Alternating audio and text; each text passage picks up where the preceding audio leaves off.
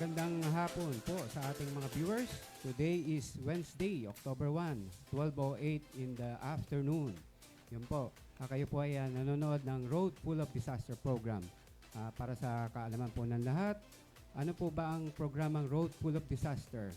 Ito po ay pwede pong maging double meaning, no? Pag sinabing Road Full of Disaster, paglabas mo po, yung kalsada ay lubak-lubak, may disaster na nangyayari, di ba?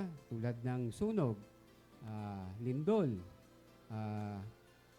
volcanic eruption, typhoon, baha, yan po, di ba? Pwede rin naman pong maging double meaning o may metaphorical meaning, no? Ibig sabihin po, pwede rin po siyang maging maibase sa ating tunay na buhay. Tulad po ng na ating dinadana sa ating buhay, like financial crisis, problema sa pera, di ba? Problema sa trabaho, problema sa love life. Ayan po. So, hindi na po natin patatagalin, no? Ano ko lang po, ang ating partner, si Mimosa Panlaki, ay hindi po makakarating ngayon. So, partner, may utang ka sa akin. Magpadala ka naman ng pansit dito, ha? Okay. Yan po. So, bago po tayo pumunta sa ating mga bisita, ipaalam po muna natin sa ating mga kababayan ang nangyaring lindol kagabi. Pakita po natin yung infographics. Yan. Nagkaroon po ng earthquake sa Cebu at Leyte. Aftershocks at damage ay inaasahan. Yan po ay nangyari September 30 ng 10 o'clock in the evening. So magnitude 6.7. So napakalakas po, no? Marami pong damage ang nangyari at meron po tayo nabalitaan mga nasawi. Ano po ba ang dapat natin gawin pag may lindol? Dapat po ay duck, cover, and hold, no? Pagka may lindol. Tapos iwasan po natin ang mga pumunta sa ilalim ng mga chandelier, ng mga cabinet na pwedeng bumagsak, no? Iano po natin ang ating ulo, protektahan natin ang ating ulo. Yan. Ano pa po ang nangyari? Meron pa rin pong nangyaring isang volcano alert. Ang Bulkang Taal ay nagkaroon ng minor na phreatomagmatic na pagputok. Anong oras po ba to? 12:57 a.m. up to 1:02 a.m. kahapon hanggang ngayon, no? So nagkaroon po ng alert level 1 sa Bulkang Taal. Ano na po ba ang nangyayari sa ating bayan? Ang dami pong sakuna, no? Yan po. Dapat handa po tayo. Lalo na pagkaganyan po ang mga pagsabog ng volcano, dapat meron po tayong hinahandang tulad ng go bag. Ang go bag po, nandyan na po ang mga gamit natin. Nandyan yung mga damit, medicines, mga documents, yung mga tubig, food that will last for 3 to 4 days. So yan po, dapat naka-ready tayo. Bakit? Once na may sinabing mag-evacuate na, kunin na lang po natin yung go bag natin, grab and go. Tapos takas na po tayo, punta na po tayo sa evacuation area. Diba?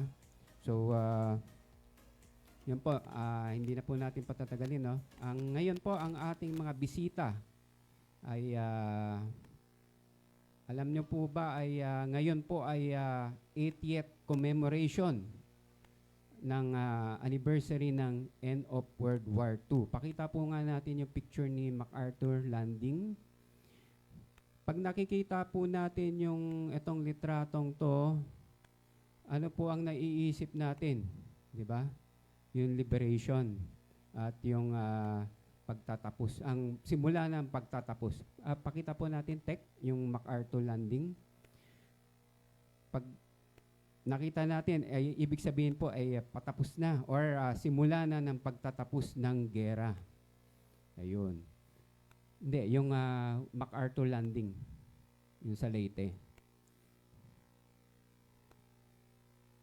Tapos, ayan po. So, medyo chinecheck po ni Tech, no? Ang isa pa po ay yung newspaper na nagpapakita ng end of war. Yan po. So, ngayon po, commemorate natin ang ika-80th anniversary ng pagtatapos ng gera sa pandaigdigang gera. Yun, pangalawang pandaigdigang gera. Yan, pakilala ko na po natin ang ating mga bisita habang hinahanap ni Tech yung mga photos, no? Ito po, si Ma'am, introduce yourself, Ma'am Rosella De Ocampo, and si Sir Jerry Adeboso. Yan po. Salamat sa imbitasyon. Yan po, Sir. Salamat Sir Rolly for Yes, having us Okay. today. Ma'am Rosie, pakilala po muna tayo kung sino po tayo para at least alam ng viewers kung sino po tayo yung mga bisita natin from the Hunters ROTC. Yan po. Opo. Maraming salamat. Ako po si Rose De Ocampo. I'm the current president of the descendants of the Hunters ROTC Guerrillas World War II. And I was invited to this show by Sir Rolly. Si Sir Rolly po, lingid sa inyong kaalaman, kasama din ho namin itong mga descendants na mga guerrilla. Sila po yung Wachi, the Chinese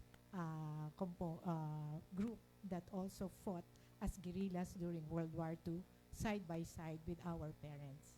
Thank you for having us, Mr. Rolly. Okay. Sir Jerry? Yes, good afternoon again. Ako naman ay si Jerry Adeboso. Anak po ako ng overall commander ng Hunters ROTC Guerrillas noong panahon ng digmaan. At ako ang kasalukuyang vice chairman ng descendants of Hunters ROTC Guerrillas Incorporated. Inimbita kami ni Rolly dito upang magpaliwanag kung ano-ano ang mga naisagawa ng mga Hunters ROTC laban sa Hapon noong World War II. Okay. So, Tech, nahanap na po ba natin yung photo ni MacArthur? Ayan po. Ito po, pag nakikita po natin yan, lalo na yung bata kami, no? Bata pa naman tayo.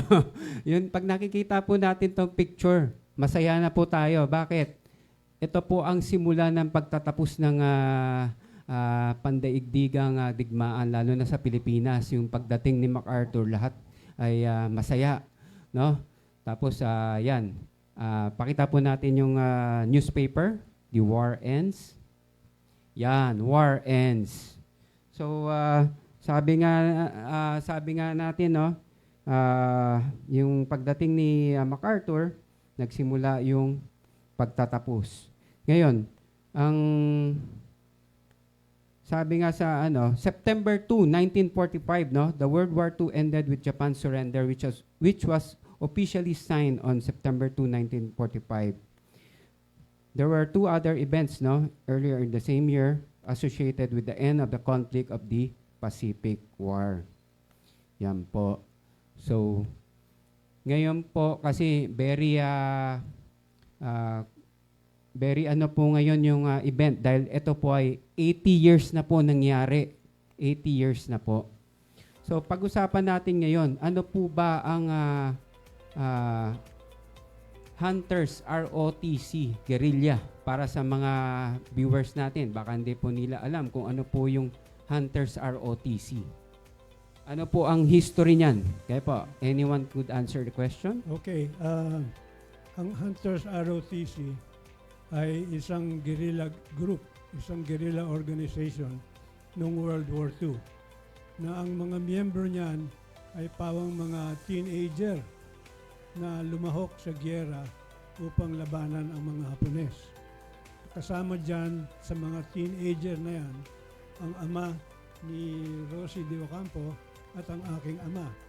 At karamihan ng mga naging miyembro nila ay mga kadete ng Philippine Military Academy at mga kadete rin ng ROTC sa mga NCAA colleges and universities.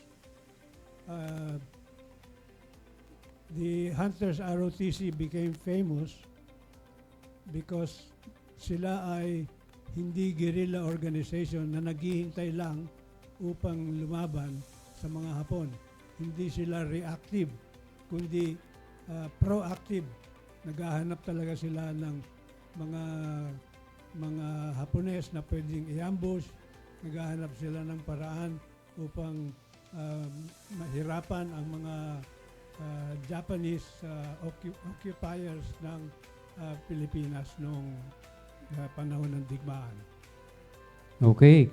Tek, pakita nga natin yung mga pics ng mga Hunters ROTC. Meron po tayong nakalap na mga pictures. Yan po, si Colonel Miguel Ber. Sirs, could you explain kung sino po si Miguel Ber or si Ma'am? Miguel or Mike Ver ay isa sa mga tatlong original founder ng Hunters ROTC. Kadete siya sa PMA noong class of 1943-44. Siya ang kauna-unahang overall commander ng Hunters ROTC dahil sa seniority. Okay. So, siya ang the first commander of the ROTC Hunters Guerrilla. Next, sino pa? Ito po. Si Colonel Gustavo Ingles ay miyembro ng Class 45 ng Philippine Military Academy at isa siya sa tatlong original founders ng Hunters ROTC. At siya ang namuno sa intelligence operations ng Hunters ROTC noong panahon ng digmaan. Okay. So, next. Naririnig ko na po yan si Ingles noon yung sinasama ako ng tatay ko sa mga meeting ng Veterans Federation. So, naririnig ko po yan. Si Ingles, Adeboso, De Ocampo, yan. Yan po yung mga very familiar. Sila Prisco San Juan, mga familiar names na naririnig ko when I was small that time. So, next slide. Yan, si Colonel Terry Adeboso, father ng ating bisita.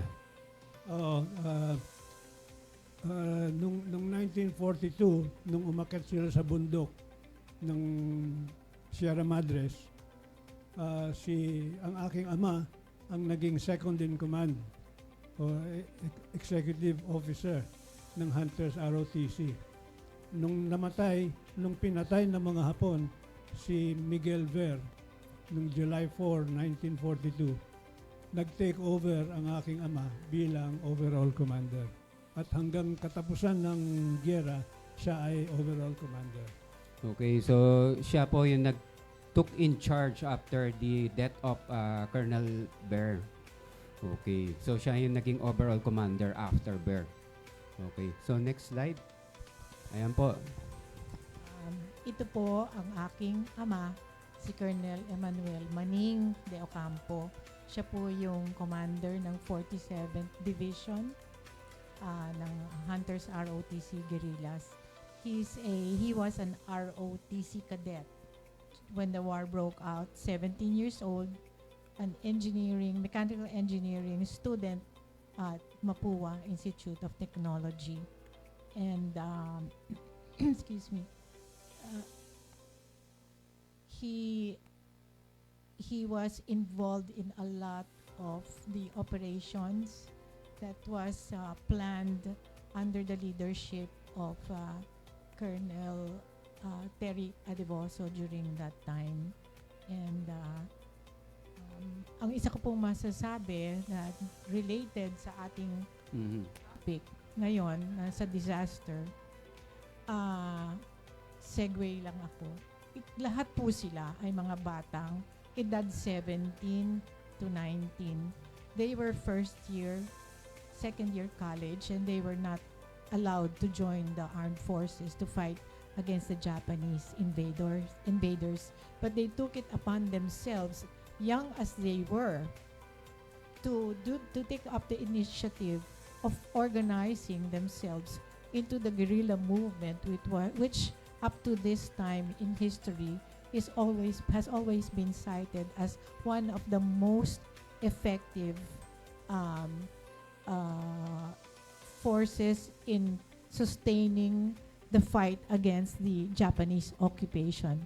So I would like to connect that to the disaster uh, um, program of Sir Rolly.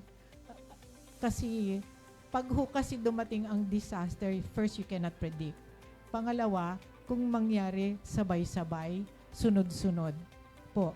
Ngayon, ang importante po sa atin na makikita nyo naman sa mga katulad ng aming mga ama sa kanilang edad na kabataan, they were able to handle all that challenge.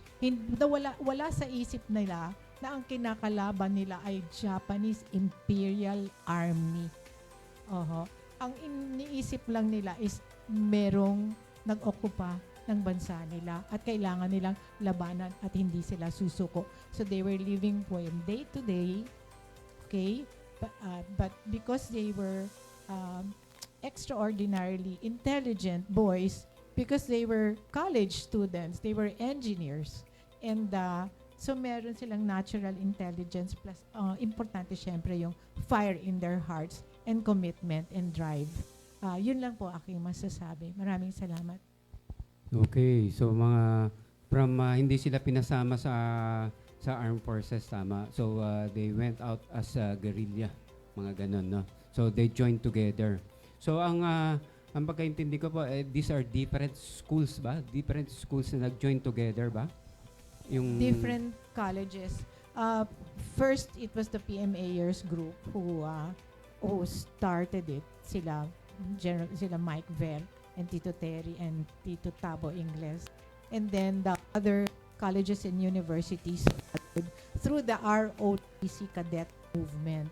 So, at saka yung kanilang CAA, marami rin kasi sa kanila mga basketball players. So yung mga common grounds of groupings, how they were able to find each other and gather together and unite under this movement of the guerrilla movement. So kasama yung mga NCAA, ibig sabihin mga basketball player. Yeah, kasama. So imbis na bola ang inaano nila, they're shooting, di ba? Using guns to shoot the enemies. Yan. So next, meron pa yata isa eh. Next, yan. Si Colonel Prisco San Juan. Colonel Prisco San Juan was another member of PMA Class 44. He did not join right away.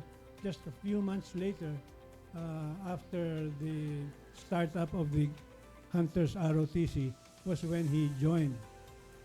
Dahil tinulungan muna niya ang kanyang ama sa pagpapatakbo ng kanilang negosyo sa Cardona, probinsya ng Rizal. Pero tulad ng isang tunay na sundalo, hindi maatim ng kanyang konsensya na wala siyang gagawing paglaban sa mga Hapon. Kaya iniwan din niya ang kanyang pamilya, iniwan niya ang kanyang ama at lumahok sa Hunters ROTC Guerrillas sa Sierra Madres. At siya ang naging division commander ng 44th Hunters Division ng Hunters ROTC. Okay. So talagang nasa puso, no? Kailangan na yung ano mo yung puso mo para sa bayan, no? Pwede kong dagdagan, uulitin namin. Paulit-ulit namin sinasabi ito. We have to emphasize. Can you imagine teenagers, 17, 18, 19-year-old, having that level of maturity na alam nila kung ano ang dapat nilang gawin upang ipagtanggol ang bansa. Alam nila ano dapat gawin laban sa isang mananakop. Kaya itong Hunters ROTC ay tunay na kamangha-mangha ang ginawa. If you can relate it to teenagers nowadays, medyo malayo, sa tingin ko, medyo malayo ang maturity level compared to the 17, 18, and 19-year-olds of today. Kuya, may I add to that? Ang kaibahan ho na napapansin ko sa panahon noon at sa panahon ngayon ng kabataan, nung panahon nila, na inabutan din naman namin, meron kaming Cub Scout, Girl Scout, Boy Scout movement. Opo. And with growing up under those movements while you're still in school, nagkakaroon ka ng maagang training sa pananaw sa buhay at ang pagtingin sa kapwa mo Pilipino at bayan. Iba po yung meron ganon. Nawala ho ngayon yun. Tapos, yun nga, from Cub Scout, Girl Scout, Boy Scout, ROTC. Lahat yun nawala. So, wala nang pagkakamulat ang kabataan ngayon tungkol sa duty. Yung duty to serve your country and love your kapwa Pilipino. Yun po ang nawala. Okay. Yun nga, may nakita nga ako sa social media page, no? Meron sinabi, ang tatapang nitong mga new generation ngayon, pagka sa social media, no? Ngayon, may parang memes na nangyari, dumating daw yung mga sundalo, napakatapang mo. Iniimbita ka namin para maging sundalo. Nagtago daw yung bata. So, ibig sabihin, hanggang keyboard warrior lang sila malakas sa social media. Pagdating sa totoong buhay ay nagtago, takot po, no? So iba po yung panahon before, tsaka iba po yung panahon ngayon Mapapansin natin talaga na nag-change through the technology and the with the social media, nagbago talaga yung ugali ng mga tao. Yes, Mr. Rolly. Alam mo nyo, lahat ng bayan sa paligid natin, even ASEAN, lahat sila required to undergo training. At yung iba, hanggang nakatapos na ng kolehiyo, nagsisilbi pa sila. Required sila to serve so many years sa kanilang militar. Yun, wala tayong ganon. So when we encounter challenges na we are threatened by outside forces, wala tayong alam gawin kung hindi magsalita. So yun ang malaking kakulangan sa atin. Hindi pa naman huli kung sakaling makapag-isip tayo na get started in teaching our children and getting them involved in programs of discipline and training to love and teaching them to love our country. Okay, so mag-break po muna tayo. Let's take a break. Let us give a warm round of applause to Federation of Filipino Chinese Fire Rescue Emergency and Civic Association of the Philippines, led by Mr. Rolly So.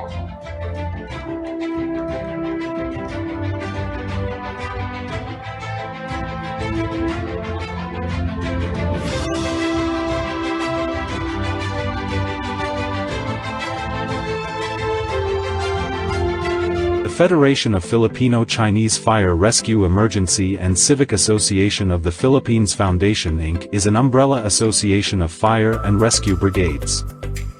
With its mission to help assist the general public and the government in disaster mitigation, response, and resilience programs. From a humble beginning of 6 fire rescue brigades, it now has 38 affiliated brigades in Metro Manila and nearby provinces.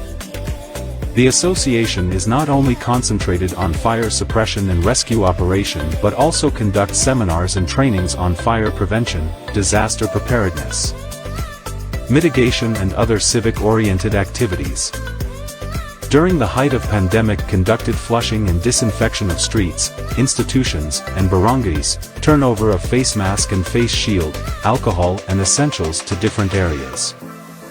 Together let us work towards a fire-safe and disaster-resilient nation. We are Federation. The Federation of Filipino Chinese Fire Rescue Emergency and Civic Association of the Philippines Foundation Inc. is an umbrella association of fire and rescue brigades.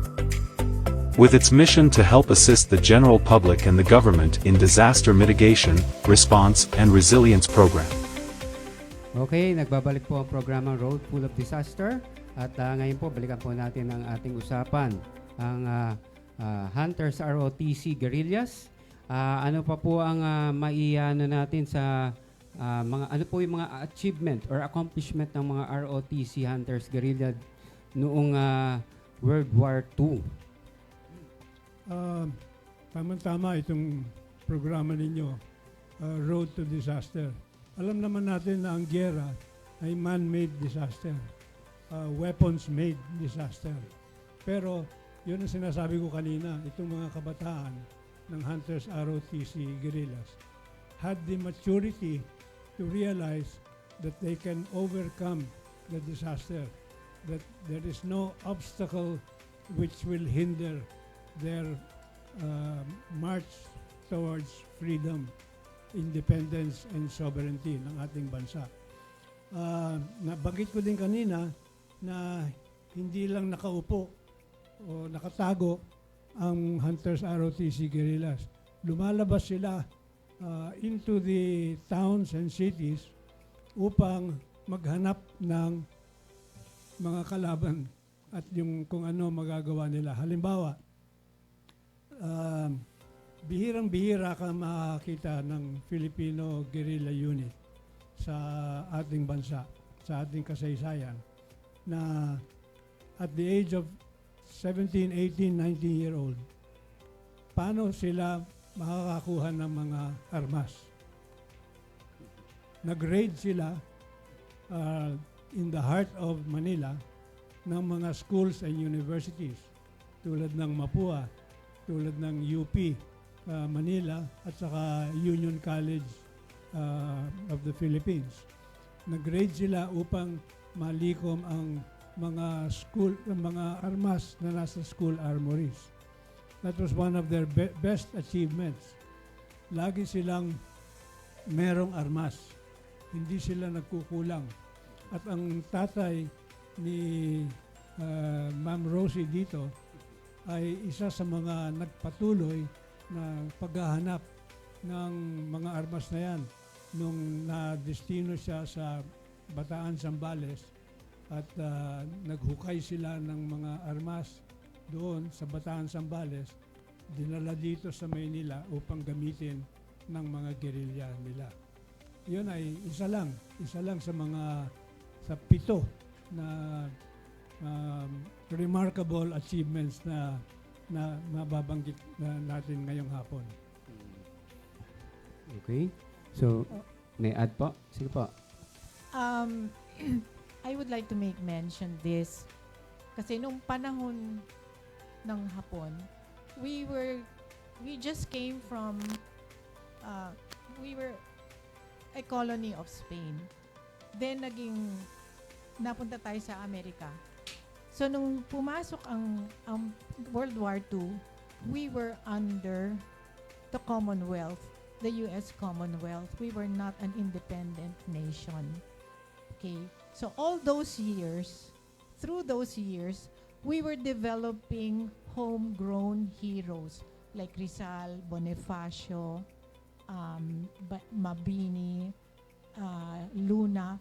We were developing them kasi sila po yung simbolo nung paglaban sa mga nagko-colonize sa atin. Dahil sa ating hangarin na magkaroon ng kasarinlan na tayo ay Pilipino at ito ay ating bansa. Nung ngayon, dumating yung panahon na Commonwealth tayo ng Amerika, we were promised, ipinangako po sa atin, na bibigyan tayo ng independensya. Pero nangyari yung pagsakop ng Hapon. So ang sabi ng Amerika, kailangan manalo muna tayo dito sa gerang pananakop na to, tapos tsaka namin kayo bibigyan ng independence. So that is also one factor that drove these young boys, our fathers, and the guerrilla movement to fight the Japanese occupation. Mind you, the whole time, wala ang Amerikano. Kasi nang natalo sa Bataan, umalis na silang lahat. Ang sabi ni MacArthur, I shall return.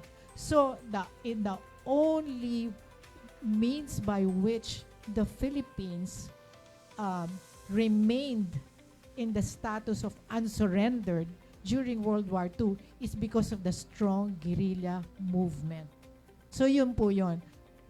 So kailangan ko pong masabi ulit na nung panahon na yon, marami na pong mga bayaning tinitingala yung mga kabataang kaparis ng mga tatay namin.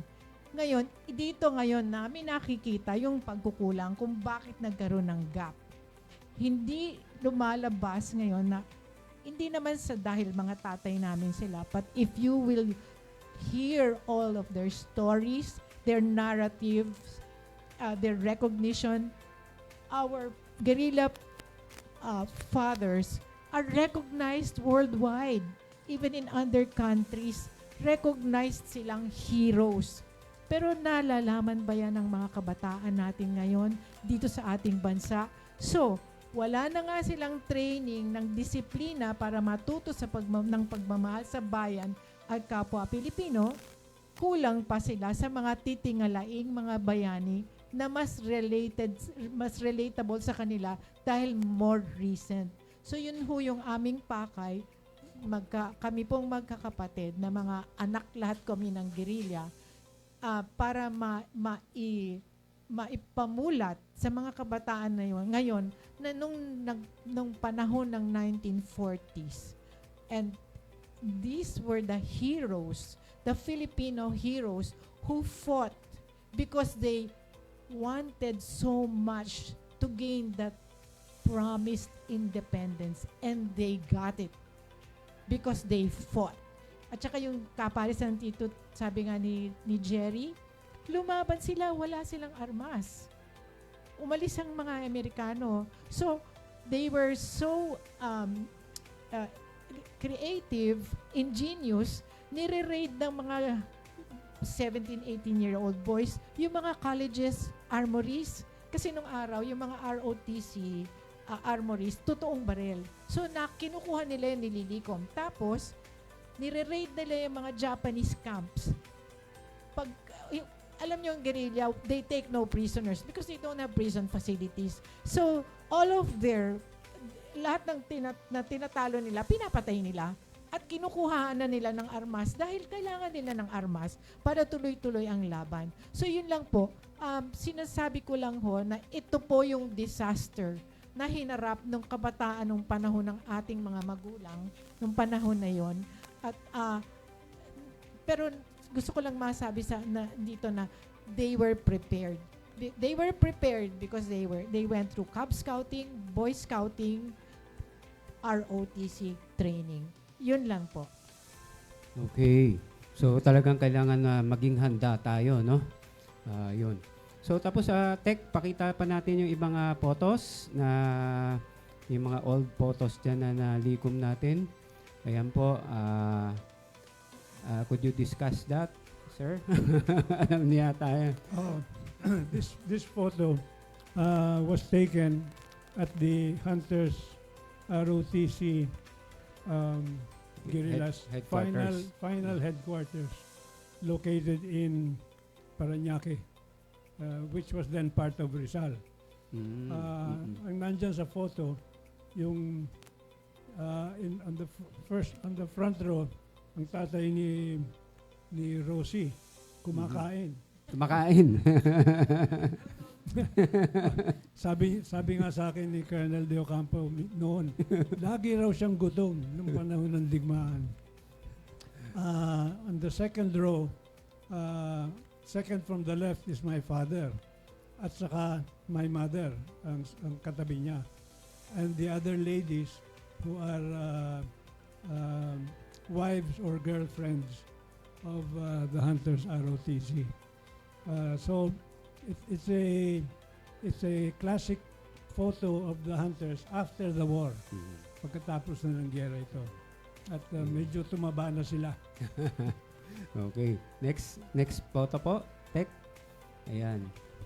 There's more that I'd like to share about our hunter guerrilla fathers. Noon pong yung sinasabi nilang dumating na ang mga Amerikano, Actually, nung dumadating sila, on the ground, ang mga guerrillas were already clearing up. Nililinis na nila ang grounds sa pagdating ng mga Amerikano. So, sabi nga ng daddy noon, nung dumating yung Amerikano, ang sugat na natikman lang nila yung pagbukas nila ng lata ng sardinas. Kasi yung gera, tinapos na ng mga Pilipinong gerilya. Yun ho ang totoong storya niyan. So kailangan malaman ho yan ng ating mga kabataan. Ngayon, kinaya ng ating mga magulang nung panahon na yon sa pag-aagaw armas na tinalo nila ang mga kalabang Hapon. Alam nyo, there was a time, takot na takot ang mga Hapon. There was one camp, a Japanese camp, nag-reach out sa kanila. They just wanted to, parang white flag. Gusto nilang makilala kasi lagi silang talo eh. Ambush, patay silang lahat. Raid, patay silang lahat. Lahat na lang ganon. Kaya mabilis nag-grow yung movement ng guerrilla. Ang guerrilla movement ng Hunters ROTC, nagpalakas ho ng loob ng taong bayan sa bawat baryo dahil nababalita, kayang-kaya pala nating labanan itong mga Hapon. Parang Boy Scout lang itong mga to, 17, 18 years old, pag nakita nila. So nakita nung Hapon, in-invite sila sa kampo. White flag truce. Nakita nung Hapon, paano silang tinatalo nitong Boy Scouts na ito. Yun lang ho, gusto ko malaman ninyo ang kakayanan at tapang ng Pilipino. Kailangan lang ho natin niyang tandaan. Okay. So, next slide, Tek. Meron pa tayong mga photos na nakalap dyan eh. So, pakita po natin. Ito po si, Again, Father Mayan. ito ang aking ama, Colonel Terry Adeboso. After the war, he was commissioned Brigadier General in the reserves. Pero ito, taken in 1941, slightly before the war broke out, and he is in his full PMA cadet uniform. Yan. Sige, next photo, Tek. Ayan. Can I say something, Kuya Jerry? Kasi po, one more thing, yun pong mga guerrilla natin, yung ating mga magulang, they're really larger than life, sa totoo lang, tutuusin. Kasi if they were heroes during the war, they were even bigger heroes after the war, during peacetime. Kasi lahat po halos sila participated in the reconstruction. Mga naging cabinet members po sila. Naging active sila sa sektor ng agrikultura, employment. Remember, Kuya, your father and I were together dun sa Emergency Employment Administration. That was patterned after Roosevelt's program of priming the economy. They activated all government agencies and made available employment in reforestation, in agriculture, fisheries, cottage industries, public works. Lahat yon ginawa nila, mabigyan ng trabaho ang mga taong bayan. Kasi nga, kaya natin sila matatawag na bayani. Hindi yung after the war, naupo na lang sila at umasa sila sa gobyernong bigyan sila ng pension. Alam nila na ang bayan nila was devastated. So, what they did right after the war, dust themselves off, pick up themselves, and start getting to work to help. Tinulungan nila ang bayan nila maging financially and economically independent. Yun po, that's why we would always like to let people know that they were larger than life, heroes in war and in peace. Kaya po natin yan, mga Pilipino, kapwa ako Pilipino, kaya natin yan. Yun. Next slide. Ayan. I think this was in UP Los Baños. Yes, again, this is post-war. Siguro during the 15th anniversary of the UP Los Baños raid. The UP Los Baños raid, conducted by 7 guerrilla groups, was headed by the Hunters ROTC as the attack force, which raided the UP Los Baños internment camp. where there were over 2,100 civilians held by the Japanese and scheduled for massacre by the Japanese.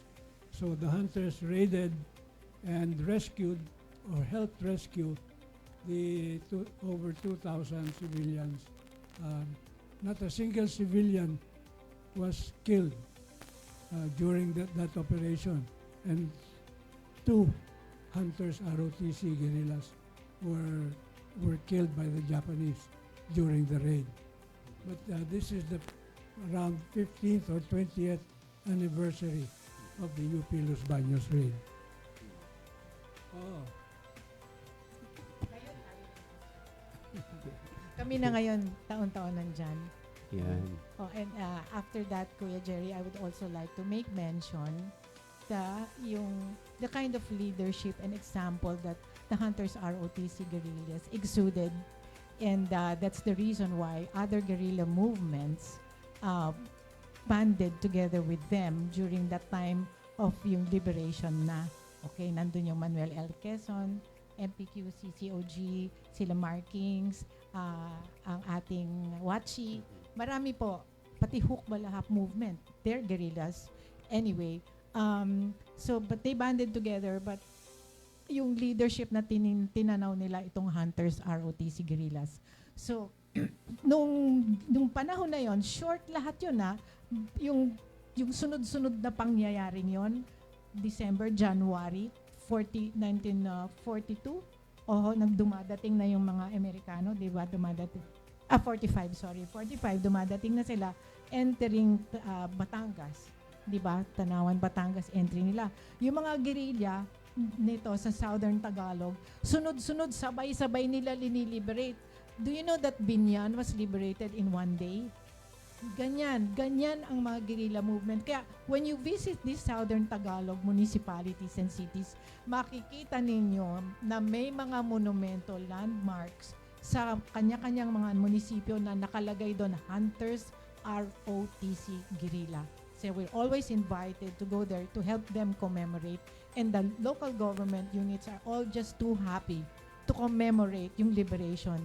So yun ho ang ehemplo ng Hunters ROTC guerrilla, yung influence, yung leadership, ano po, kuya, na talagang sinusunod sila at concerted effort. Yun lang, yung nangyayari yung Los Baños, liberation, kasabay halos na nangyayari yung Fort McKinley eh.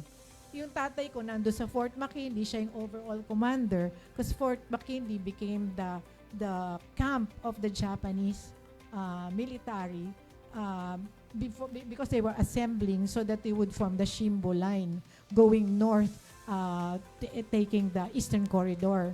So, nandun po, sa pangyayaring yon, within 10 days, dahil ang instruction ng American forces, de Ocampo, clear McKinley in 10 days. My dad almost made it in 10 days, 12 days. Natapos niya, patay, 3,000 Hapon. The same Japanese who did their massacre in Nanking, China, they were there and they were all slaughtered. So, sabi na ng China, si Colonel Ocampo is the avenger of Nanking. So, tayo po mga Pilipino yan, and then sabay-sabay yan. Tapos nandun pa yung Manila, liberation ng Manila, then yung San Pablo, Cavite, everything happening, Quezon, sabay-sabay at lahat kumikilos, concerted, and all very successful. Kaya nung dumating ang Amerikano, nagpi-picture taking na lang sila. Lahat nagawa na ng mga guerrilla. Oo. Yun. So, ibig sabihin, after the mapping up operation na sila nagdating, ano? Yeah. Picture taking, Picture Kodakan. taking na. Kodakan na sila. Yun. Pwede kong dagdagan yan. Hindi ito nalalaman, itong lahat ng sinasabi namin, hindi nalalaman ng karamihan ng mga Pilipino. Bakit? Kasi kontrolado ng Amerika at ng mga dayuhan yung pagsusulat ng kasaysayan ng World War II. At hindi nila matanggap na ang Filipino guerrillas ang siyang nauna sa pag-liberate ng ating bansa. Matagal nang iniwan ng mga Amerikano ang Pilipinas noon. 1942, March of 1942, inabandonan na ng Amerika at hindi sila bumalik hanggang October 1944. Sa 2 taon na yon, sino ang naging bayani para sa Pilipinas? Walang iba kundi ang mga Filipino guerrillas at saka ang Filipino-Chinese na kasama nila. Yes, kinikwento nga ng father ko during that time yung attack sila yung pinapauna na sa likuran yung mga Amerikano. So yung mga Pilipino and yung mga Chinese nandun sa harap. Mauna kayo, susunod kami. Ganun po yung sinabi sa akin. Pinauuna Yes. ang mga ama natin Yes. para kung sila ang unang mamamatay kung sakali. Yes, first casualty, tama. Kasi that's why they were already training them as 11th Airbornes. Pupunta na 11th Airborne na yung mga tatay namin, papadala na sa Korea. Ifo-frontline na naman yung mga magulang namin sa gera ng Amerikano. So, we just want to let you know the narrative. Who controls the narrative? So, that's why we're here. Malakas pa sana ang aming mga katawan to let you people know na ang kabayanihan ay nasa Pilipino. Yan. Pakita na po natin yung ibang photos natin, Tek. Yung yan. Yan yung sa UP Los Baños.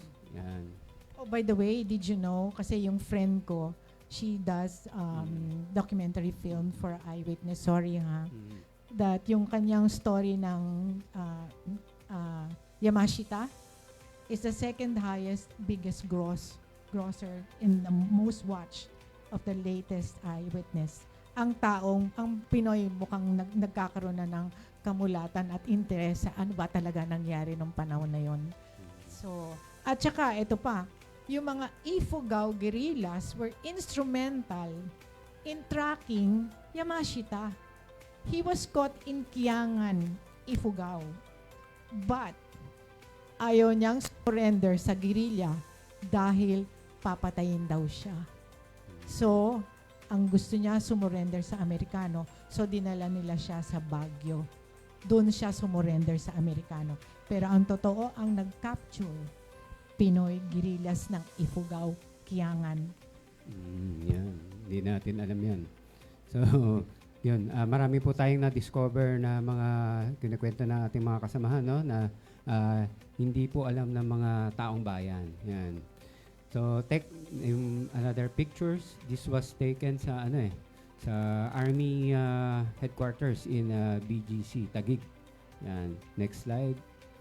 Yan. Ito po yung sa UP Los Baños. Santa Cruz. Sorry, Santa Cruz, Laguna. Next slide. Ayan. Ayan, nandito po tayo. Kasama po tayo. Naki-extra. Thank you for the invitation during that time for the 80th UP Los Baños. Yeah. Next slide. Yan. Ito po yung sa Kaisa Museum Center wherein pinalabas po yung unsung heroes and sons and daughters of the war sa Kaisa Theater. Next pictures. May mga photos pa tayo dyan para makita na po ng mga ating mga viewers. Meron pa naka-ready, Tek? Or wala pa? Well, ano po sabihin nyo, Sir Jerry? Well, gusto kong idagdag. Bukod sa Wachi at saka sa Hunters, hindi ko alam kung merong ibang guerrilla organization nung ikalawang digmaang pandaigdig na merong descendants organization ngayon. Nakakalungkot dahil halimbawa ang PQOG, wala tayong kasaysayan masyado kung ano ang nagawa nila nung panahon ng digmaan. Hindi na isulat ang kasaysayan na hinahanap ng mga historians, hindi lang sa Pilipinas, kundi sa buong mundo. It's unfortunate that no descendants of other guerrilla organizations seem to exist. So we have to take a major role in perpetuating World War II history. Because from history, we learn lessons. We learn lessons that we should not repeat mistakes. We learn lessons on how we can engage in the future with our neighbors on this earth. Yun. Tek, paki-post na yung mga ibang photos. Yun. Tama po sinabi ni Sir Jerry, no, nawala na kasi ng interest yung mga other descendants. So, nagkanya-kanya na. Siyempre, negosyo, go to abroad or what, di ba? So, nawala na yung interest na nag-died down. History, konti lang ang mahilig sa history, di ba? So, yung iba, pinapabayaan na lang. I would like to point out specifically descendants of Bataan and Corregidor. It was very active in the 1990s. Pero ngayon, wala na tayong naririnig mula sa kanila. So nawawala ang kasaysayan ng Bataan at Corregidor. Bukod sa yung mga sinulat nga ng mga Amerikano at ng mga dayuhan. We don't have history from the Filipino point of view. Tek, pa-post na yung mga photos. Next, mamaya na yan. Yung iba pa, yung sa Huachi. Wala na yung sa Hunters, wala na. Kung wala na yung sa Huachi. Ayan, so while hinahanap ni Tek, ito po yung mga, kasama po si Colonel Ocampo during the induction, no? Ayan. So that was in 2000, year 2000. Yung mga Wachi guerrillas, nagkita-kita sila ng Hunters ROTC nung yung Wachi nag-base sa Liliw, Laguna. Kasi po yung Hunters ROTC guerrilla, ang stronghold nila, Southern Tagalog. So doon sila nagkita-kita at naging malapit sa operations. Yeah. Next slide. Tek. Ayan. Ito po kasama si Colonel Nobales. Yun nakaupo dun sa second to the right. Yan. So, next slide. Ayan. Ako po yan. Kasama si Colonel Ocampo at si Uy Hock Sing. Wala na po si Mr. Uy. Ayan. Paspre. Ayan. Next slide. Ito si Pilapil. During that time, he was the president of SDI or the Sons and Daughter Associations of BFP. Yun, Veterans Federation of the Philippines. Yan, next slide. Ito po.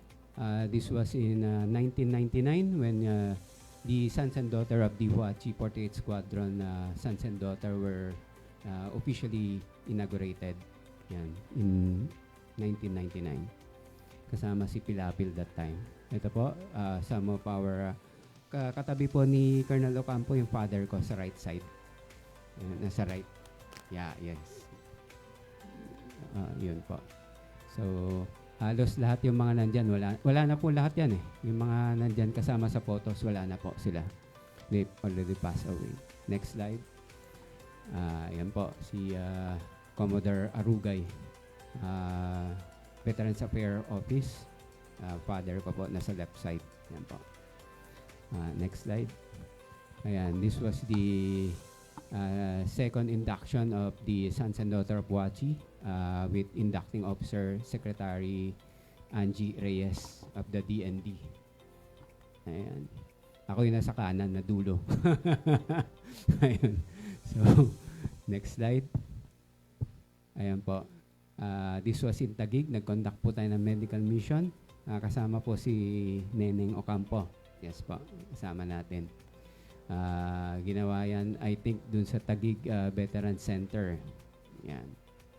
So, next slide. Ito po yung na-award po yung ating father ng Veterans Affairs Office or the PBAO. Yan, next slide.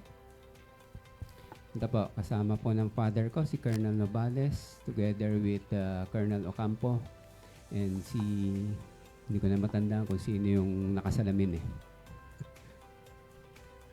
Ayan po. So, next slide. Ayan po. This was during my induction, or our inducting officer was Senator Rodolfo Biazon. Yan. Next slide. Ayan. Ito po yung sinasabi nilang Huachi, the unsung heroes na konti lang po nakakaalam na meron pong mga Chinese guerrilla na tumulong sa ating kapwa Pilipino guerrilla during the World War II. Yan po. Next slide. Wala na. Okay. So, Can I give a short Sige po. comment there regarding our relationship with our Chinese brothers in the movement? Po. Okay. Meron po kasing organisasyon na ang tawag Veterans Federation of the Philippines. My father was president of that organization for over 35 years. He was repeatedly re-elected. So during his term as president of Philippine Veterans Federation, he also became twice president of ASEAN World War II veterans and once president of World Veterans. Sa makatuwid po, ang Filipino World War II veterans ay lubos na itinitingala at iginagalang ng mga ibang bansa.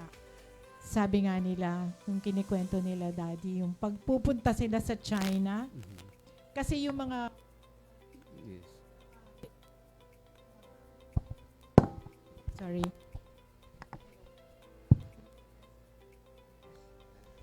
So yung mga kasabay nila ng mga Chinese, after the war, umuwi ng mainland China. Then after so many years, naging active sila sa government ng China, and they were in positions.